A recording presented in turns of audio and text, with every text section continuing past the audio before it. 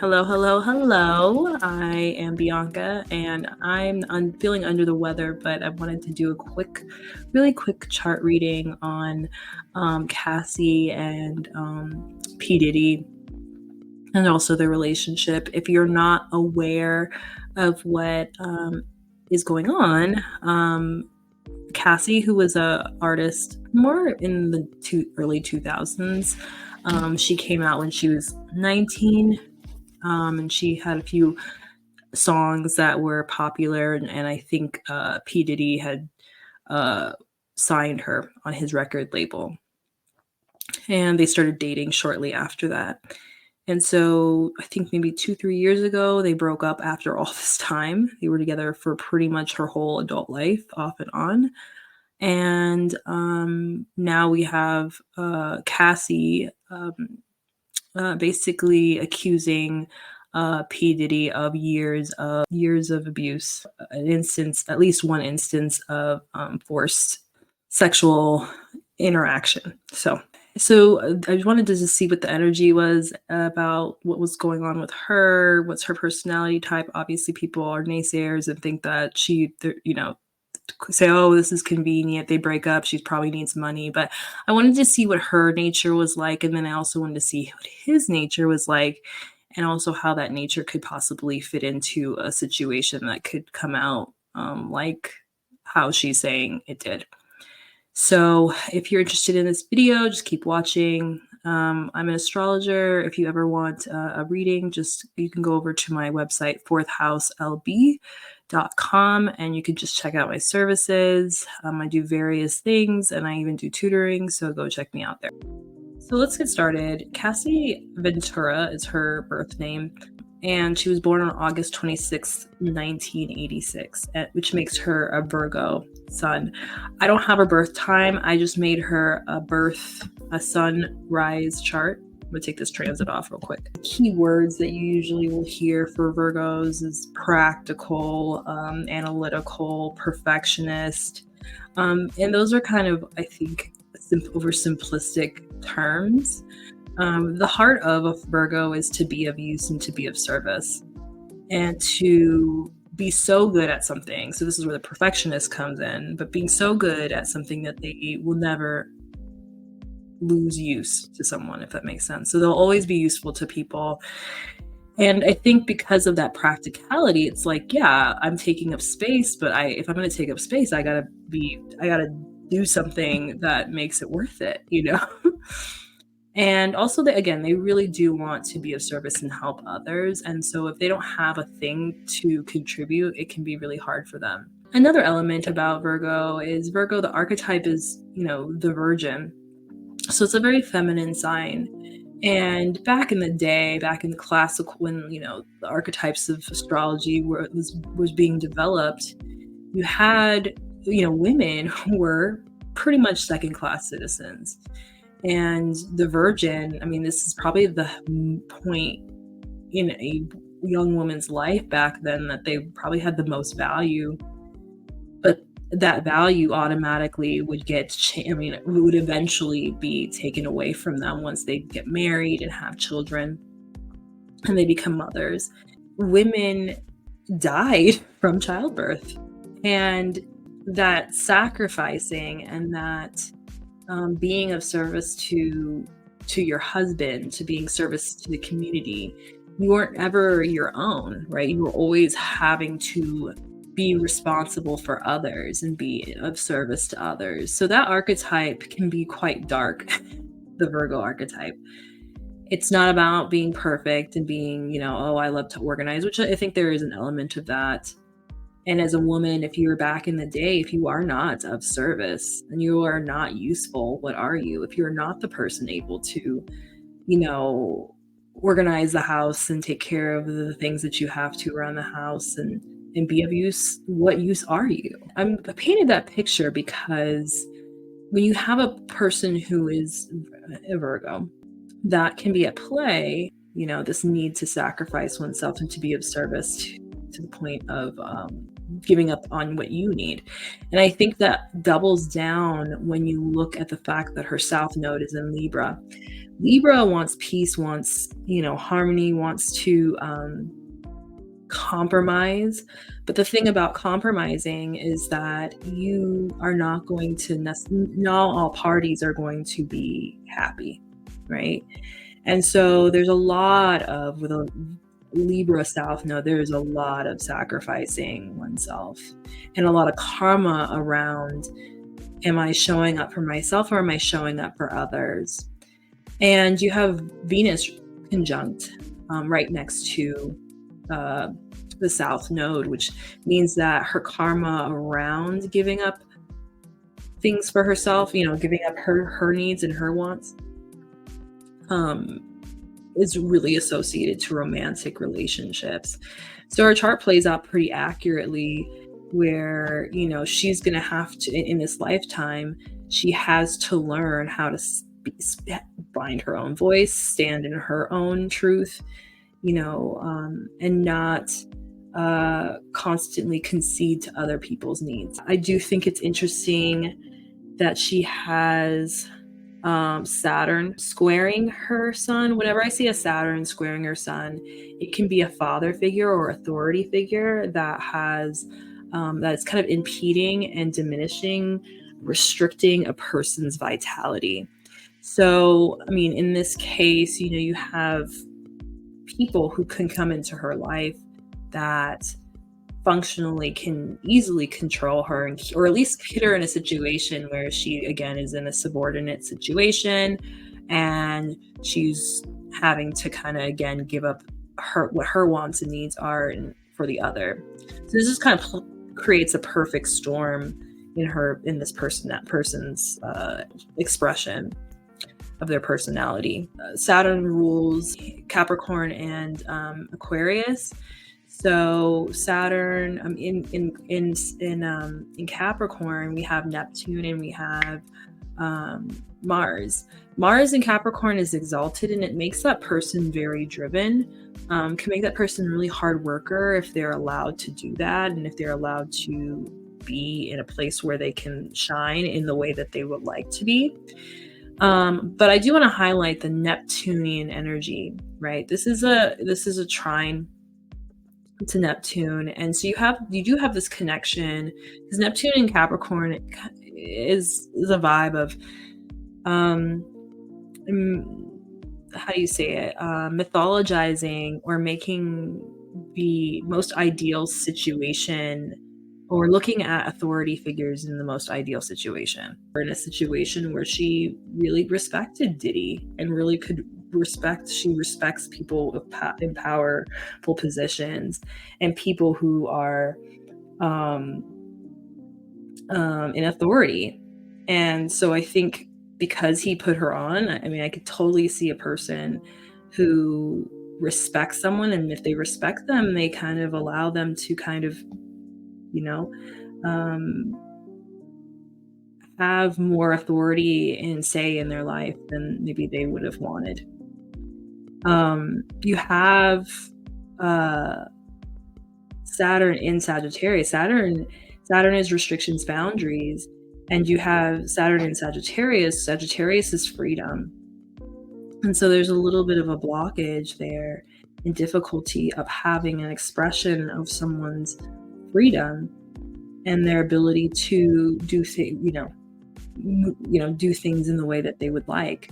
However, there's some dissonance there, because not only do you have the Saturn in Sagittarius that's kind of muting Cassie's ability to express herself and to seek the freedom that she wants, and to do more, to be involved in more expansive activities and explore in the way that she feels like, again, it could be anything from meditation, religion, what have you, travel. But again, whatever freedom that means to her, you have that restriction, but then you also have the Uranus in Sagittarius, which again is really highlighting this like need to do things very uniquely and very boldly. And it's part of her north node. So there's a fire trine between her Mercury, which is how she thinks, in Leo, in her between her north node in Aries and her Uranus in Sagittarius. And so, her going towards her north node and her path, her purpose would be associated to her really living boldly and really being able to just go as far as she possibly could in exploring life and exploring, spirituality, and exploring things that would elevate her and expand her personality. However, Saturn's there again, just being a stick in the mud and kind of making it hard for her to do that. And I do believe that some of the restrictions that are coming from her, again, are individuals of authority, positions of authority. Another thing I wanted to just quickly highlight is voice, right? So you have Chiron in her in Gemini opposing her Uranus, and that is literally the wound of not being able to, like, her wound of not having her voice, opposing and kind of at odds with her ability to express herself and seek true freedom in the way that she would really want. And I think that's really interesting. I did want to highlight that she's going through her nodal return. And nodal returns are huge moments for an individual, huge moments of self-discovery, kind of aligning you and giving you this opening and this window of being able to see how you could live in your purpose, bringing people, things, situations that allow you to see the light and to see what you need to be doing. And right now, literally right now, she's going through a nodal return. I can show you right here, right now. Yeah. So she's in the middle of it. I put the true and mean nodes because I am always curious if it makes a difference, and it still doesn't matter. Like, she's in the middle of this right now. And she's, in this time, you're confronted with just serious life-changing scenarios that really make you question. And in this case, because it's Libra Aries axis, am I showing up for myself? How have I sacrificed my personhood for someone else? And, right now, Chiron's on the other side in Aries, because Aries, Chiron in Aries is really asking you also, like, let's heal ourselves. Like, let's really work on our self-esteem. Let's work on our sense of self, and do what's necessary so that I can step into my authenticity, because that has been stifled for a very long time for her. So I do love the fact that she's having this transit, and it's like she's coming into it. But I think in the last, before that, we've had the eclipses in Taurus and Scorpio, and that's kind of been asking her, like, what do you value? What's important to you? And really having her question all of that. I know she broke up with P. Diddy around the time that the nodes were actually in Gemini and Sagittarius. That could easily be activating her Chiron, activating her wounding around being able to have a voice and speaking up, and her also being, her authentic self and having freedom to be her authentic self. I think it's been kind of a bit of a journey the last few years for her. Is like, okay, like, I want to have my voice. I want to really have the freedom that I've been looking for. And then the nodes kind of going into Taurus and Scorpio, asking her, like, what do I value? And it's activating her. I mean, the nodes transiting Taurus and Scorpio would have activated her moon being her safety and security, what makes her feel safe. And, she has an exalted moon in Taurus. First of all, it can make her mother very beautiful, or it can make her very beautiful. But the whole thing about about a moon in Taurus is that they really need to feel safe through, whether it's through financial means, through their environment. But the point of the matter is that they really need to feel a sense of stability. And I think that's part of some of the let's see. Yeah, some of the challenge for her has been, let's see. Because her moon is squaring her Mercury. That is a little bit of a difficulty with her heart and her mind, right? What logically feels right versus what feels good in her body, and what feels right in her heart. And so because when you have this she has an in conjunction in between her moon and her a quincunx between her moon and her south node, the karma around the unresolved karma around relationships and dependent relationships and feeling like you need an other to feel whole, like those themes really creates dissonance between her and her sense of stability. So her playing into past life karma and kind of still doing behaviors and being in relationships that don't serve her, actually, even though she thinks it's creating stability, she's holding on, trying to find that stability, it actually will continue to make her very uncomfortable and very frustrated. So I think over time, though, she's learned. I think some of the transits up here has helped her release some of that, and so now we're here. Again, she's developed her belief systems, what's important to her, and now she's here. She's here in this axis and in her nodal return. Again, thinking about what is important to her, and how does she align herself with her purpose. And so I think that's kind of what's kind of going on right now, is that she's really trying to make amends for some of the things that have happened in her life. Okay, so Sean P. Diddy Combs was born on November 4th, 1969. Again, no birth time. So I'm just gonna, I didn't do a sunrise chart again. It's all good.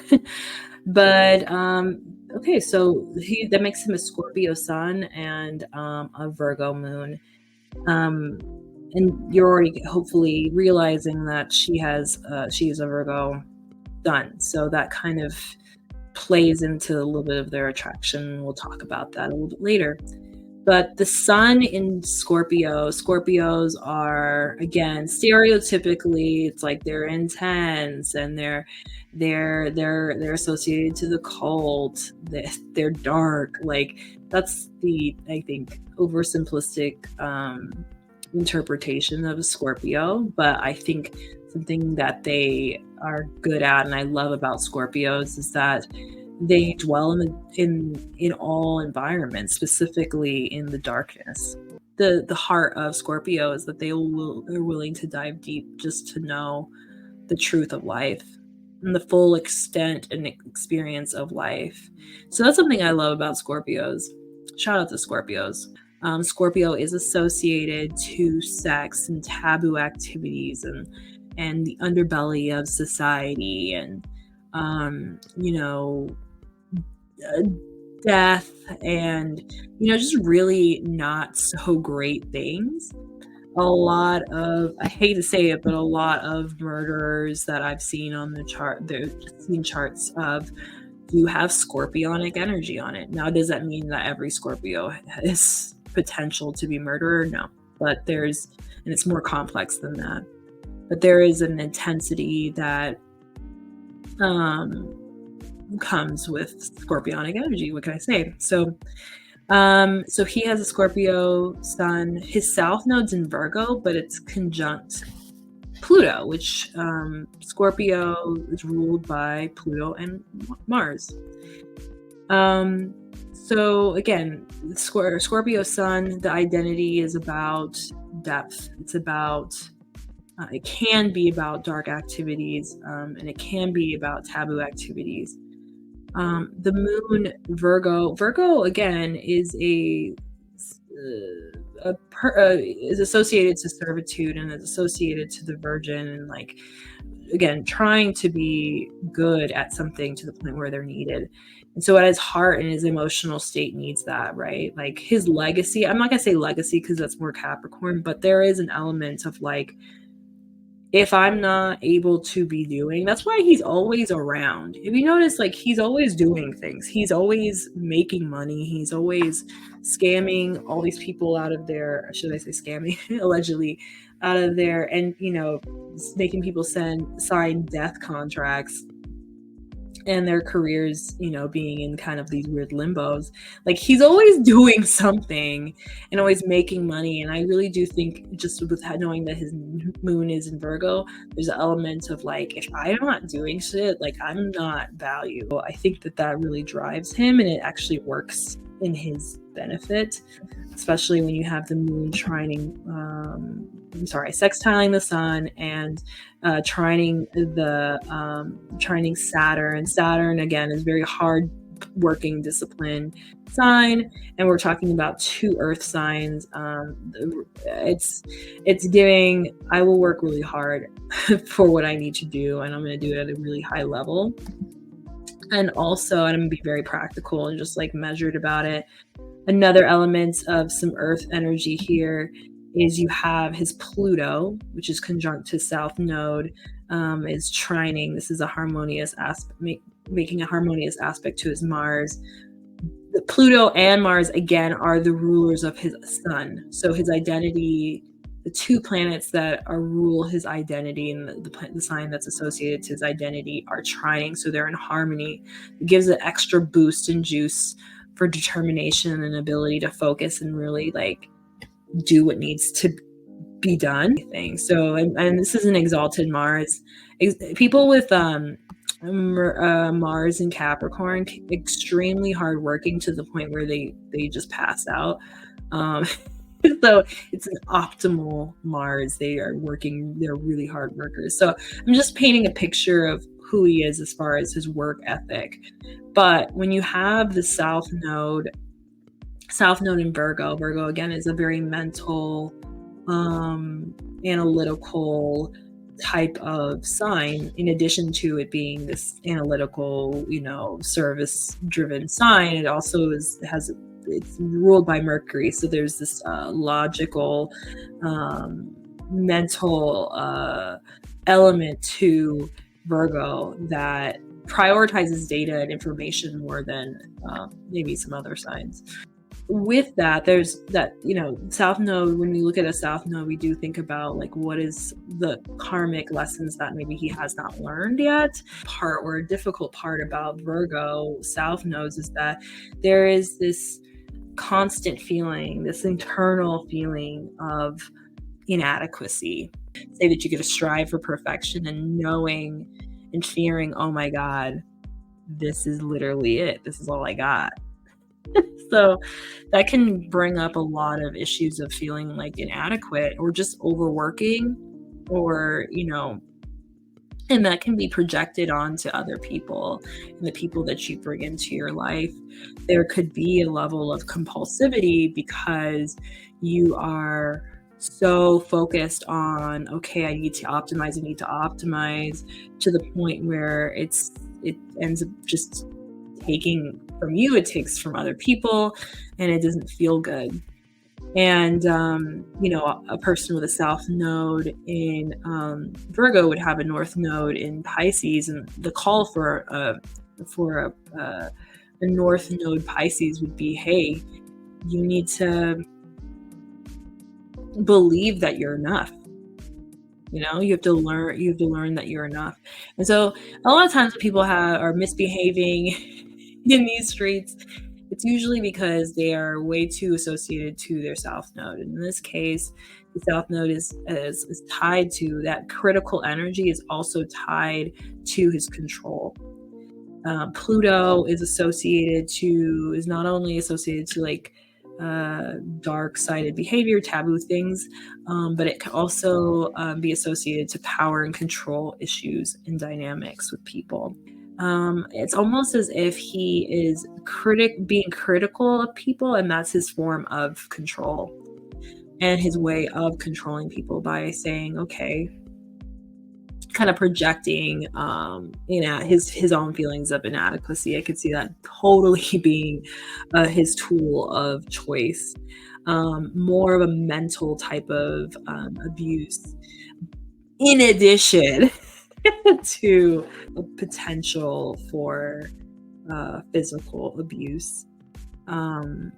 So, I mean, the thing about this, and this is all allegedly, but I want to say, that's what I'm saying, a potential for. So we have one more thing I just wanted to highlight, because I don't want to spend too much time so much on these charts, and I'm trying to get through a lot. I'm trying to make these videos shorter, so unless the masses want more longer videos, but I'm just trying to do this quickly. Chiron is opposing his Uranus as well. And so it's interesting because I love using the degree theory when it comes to Chiron, the Chiron moment, as they call it. Chiron being at 3 degrees Aries indicates that there could have been wounding created that has affected his self-esteem and his sense of self, and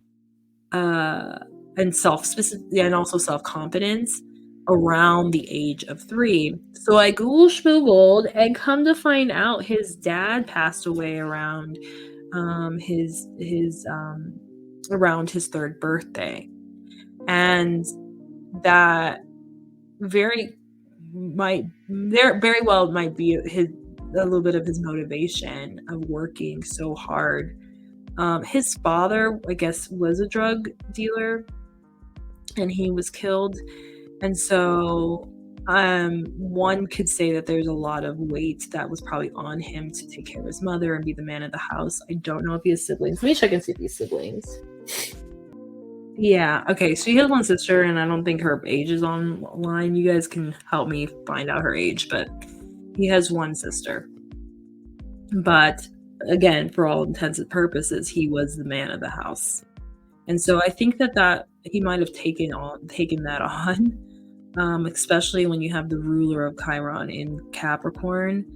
Some Saturnian energy around wounding can sometimes be associated with, like, okay, I've got to make it happen. I've got to show up in a way that's different from everyone else. Like, I need to grow up. I need to do, like, there's this element of maturity that comes out of that. And again, it's also Mars is associated to his sun sign. So again, I'm curious if some of that wounding is a support for why he is the way he is, and he's working so hard, and he's always worked really hard. You got the 29 degrees Mars. Also, 29 degrees is the anaretic degree, which is like a critical degree that carries a lot of weight in astrology. And it just gives this energy or this vibe that a person has mastered that thing. And so his ability to go after what he wants is very developed in this lifetime. It's not like anything he wants in his life, like he can manifest it and go get it. It's not very hard for him. The thing is now it's like, okay, you've worked really hard, you're good at working. Like, are you truly able to be yourself? Are you truly able to express yourself? And I think I'm curious if some of the things that he's doing is a manifestation of some of the things that he might be suppressing, and some of the anger and hate that he had in karma around women, because South Node again is Virgo, women. It's about women. The moon is also associated to his mother, so it's like, okay, some of the stuff that's happening here is associated to his complex relationship with women, because maybe he has ways that he wants to express publicly that he couldn't And you can hopefully pick up what I'm putting down. But because I'm not getting sued in these streets. But yeah, so I think that that's kind of what he's got going on. There's so much to his chart, but I just want to keep it moving. So he's coming up on his own nodal return in a bit. I think this would be, I'm gonna go ahead and guess it'd probably be sometime after 2025, maybe 2026. The nodes should be in Pisces. The North Node should be in Pisces by then. I'm very curious what that would look like. It's a nodal returns are a time of having to look at yourself and your life and what you've done. And I'm very curious what that's going to look like. Okay? There's a lot of energy on the Libra side, this like Scorpio Libra side. And I'm curious if there's a transit hitting this, because let me see what's transiting right now. Yeah. Yeah, the South Node is literally just sucking the life out of out of whatever good luck he has, any types of good vibes that he has right now, or he's been benefiting from for a while, is kind of getting siphoned a little bit. And so I'm curious to see how that all comes out when you have the South Node hitting Aquarius, Uranus. That will be very interesting to see timing wise, and also when his nodes return, how that's all going to manifest in the next 3 years. Let me just quickly check one more thing. I think Saturn transiting Pisces, what I think about that sometimes, because Pisces is a sign of like flow and being able to do things not behind closed doors, but behind like the fog, just kind of smoke and mirrors and being able to kind of create a facade around a persona and everything. And again, I don't have his birth time, so I don't know what houses these are going to impact, but Saturn can put it in a situation where it kind of clears the fog a little bit, and all the things that a person has been doing that could be like all the things they've been putting rose colored glasses on, that can be kind of removed for a little bit, so we can see what's really going on. So I'm curious if that's kind of that mystique and all of that is going away. I mean, does it mean that now he's gonna have to address some things that have happened over the last 30 years? I'm so curious. Having to put up boundaries and restrictions around the things that he might have already he had been doing freely for all these years. Now it's like, okay, well, you can't do those things anymore. So yeah, it'll be very interesting to see how that manifests. Okay, we should keep moving. I really want to get their synastry together, and I just wanted to highlight a few things that I see. And I'm sorry guys, I'm under the weather, but I really felt like I felt called to do this one. So I have a few other videos coming out, so make sure to keep an eye out for those. So yeah. So I do feel, and okay, so with their synastry, the first thing that sticks out to me is they're both like his moon, his Virgo moon and her Virgo sun are conjunct. And when you have that, the sun, which is someone's identity and like how they shine, what makes them special, being conjunct another person's emotional needs and what they need to feel safe, you get this draw. So here's the thing, both things can be true at the same time, right? You can have someone who is extremely toxic and abusive and just kind of goes to that as like a default, and you can also have people have moments in time where it just is beautiful and they're seen and he's seen, right? And I think some of the insecurities that he might have had, she was probably there and kind of helped him walk through some of those things. I think that their creative connection, there was definitely some type of creative connection there. Um, and he, I think, appreciated her for that.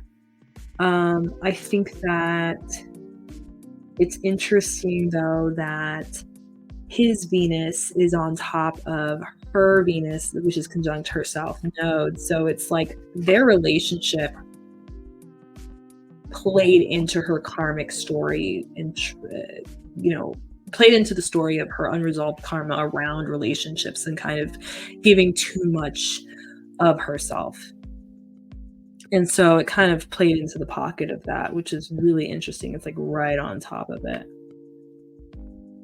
This also creates this like, whenever I see a South Node Venus synastry thing, there is this element of like, I knew you in a past life, and we're even maybe lovers in the past life. And so we meet again in this lifetime, and it's like, it feels good, but guess what? Like, it's not the best for me. And so what I always say is whenever you're dealing with a South Node situation, you take the good things, the wonderful lessons, and you just leave the actual interacting with it behind, and you take the lessons and you run forward towards your North Node. And it seems to me that there's almost like this past life connection. I really do think that they feel at a point in time, there was like this connection they had. The thing about past life connections is they can sour really quickly, because when you are living in that South Node and you're not running away from the South Node, taking what you need and going, when you are living in the South Node, it ends up turning ugly. It really does. The darkest parts of all the people around you and yourself come out when you are not living and pursuing the things that your North Node is asking you to, and what your North Node is asking you to do in this lifetime. So I think that's kind of like at play here is like, and again, I'm not by any means saying that she is, like everyone has their responsibility to keep their hands to themselves and be nice. So I'm not saying that she has any onus or responsibility, but we do choose people.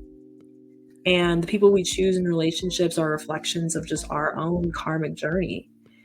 And so again, two things can always be true, right? Like two things can always be true. So I don't want to, nowadays everyone's so binary about things, and two things can always be right. It could be that he was a horrible person to her and that they had this connection. So he's being seen on this emotional level, and he's, and he's also helping her feel, helping her have a place where she can shine in certain areas. And so I think there is definitely that connection there. Okay. So the question is now, was there potential for a violent relationship? And again, this is all not speculation, but all alleged and for educational purposes. So entertainment and educational purposes. So please keep that in mind. So one thing I can say that might not, again, I'm adding some color to this picture, is the Neptune opposition to her moon. So his Neptune opposition to her moon. And so him possibly selling a dream, selling some type of ideal situation. And it's speaking to her emotional needs, what she needs for security, what she needs for happiness, and how she needs to feel safe. It could literally mean money. Like, it literally could mean that he promised her a life of like financial security. And provided her with a sense of, okay, there's this lifestyle, and again, the moon in Taurus likes nice things. Like, what can I say? They like nice things. They like what they like. And so the Neptune in Scorpio can be this like energy of, let me show you things to make you feel as if you are safe and you're getting what you need. But Scorpio's there, right? So Scorpio has this like dark-sided energy sometimes. And so, it could be because also Neptune is substances, and Scorpio is kind of can have this obsessive abuse energy to it. So it could be, kind of an introduction of those types of things to her and to her body and to her, her sense, for her to feel comfortable in the environments that they were in. Another thing that I see, so you have his South Node, his trauma, his own karma that he's trying to work on in this lifetime. And they're causing conflict and stress and tension with Cassie's ability to express herself and for her to express her individuality and authenticity.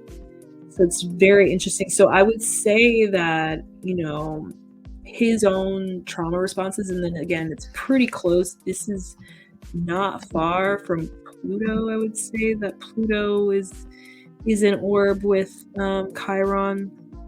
So you do have the control element for sure, the control element and the hypercritical nature that could be happening, and thus creating tension and difficulty with her speaking her truth and having a voice.